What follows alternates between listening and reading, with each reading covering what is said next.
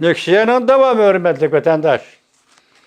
Bugünkü İslam 2020 yıl 12. ayının 12. günü. Endeki mavzumunda.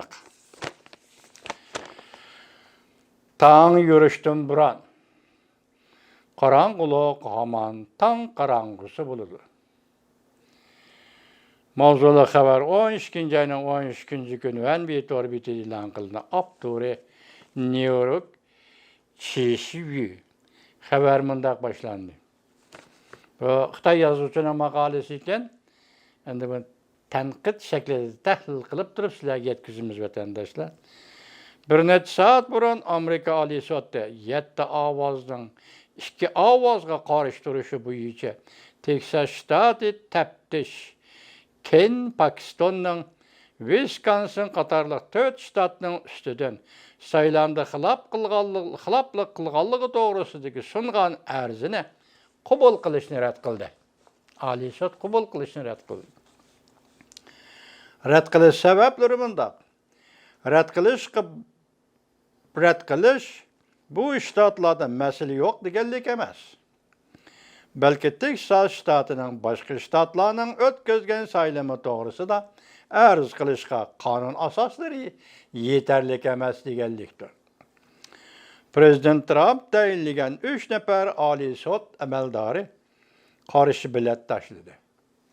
Fakat Thomas ve Alito 2 nafar qonun amaldori boshqacha fikrda bo'ldi. Ular mundaq hisobladi. Oliy sudning Texas shtatining arzi ve iltimosini uzil-kesil rad qilish huquqi bor deb qaramaymiz. Yazgıcı mundaq deydimiş xabarni yazgıcı. Texas ştatının arz qilishi intayin yo'lliq.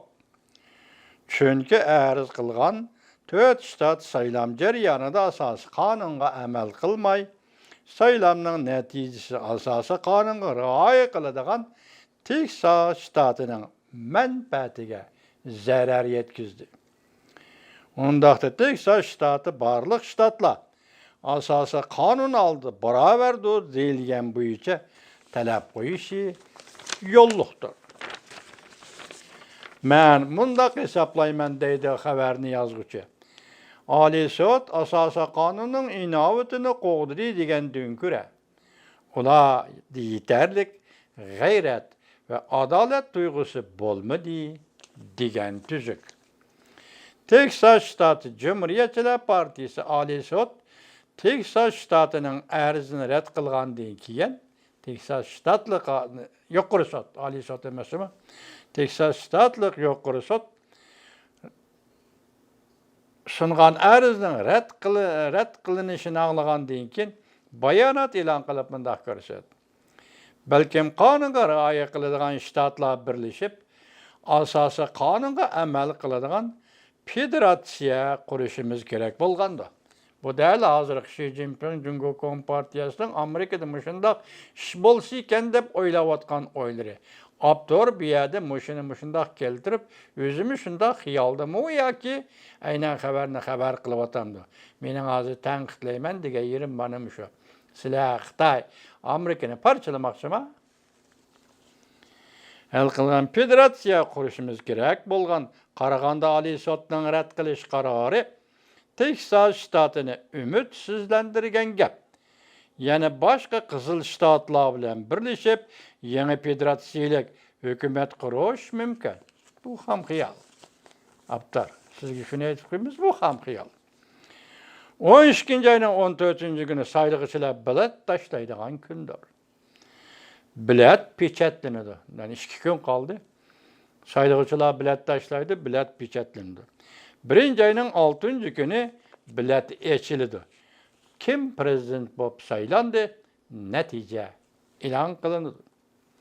Vaqt hali burun. 1. ayının 6. günüdən burun texmi ko'p ishlar yuz berishi mumkin. Agar Oliy sudning qonun amaldori kishilarni davomli umidsiz qoldiradigan bo'lsa, undaqda shu vaqtga yetganda masalani harbiy sud hal qilishi mumkin. 12. ayının 12. günü yani Washington şehrida milyonlagan kişilik adam sani belki onundan köp buluşu mümkün. Del bugün. Bugün şembe günde hazır Washington şehirde Prezident Trump'ın saylam hukukunu qoqdap Amerika halkı namayiş kılıp atıdı vatandaş. Köp buluşu mümkün, belki 1 milyondan köp buluşu mümkün.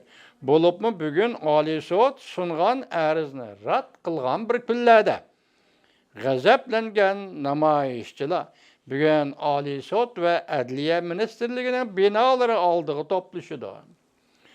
Bu namayişçiler Prezident Trump'ni kollaydıgan namayişçilerdir.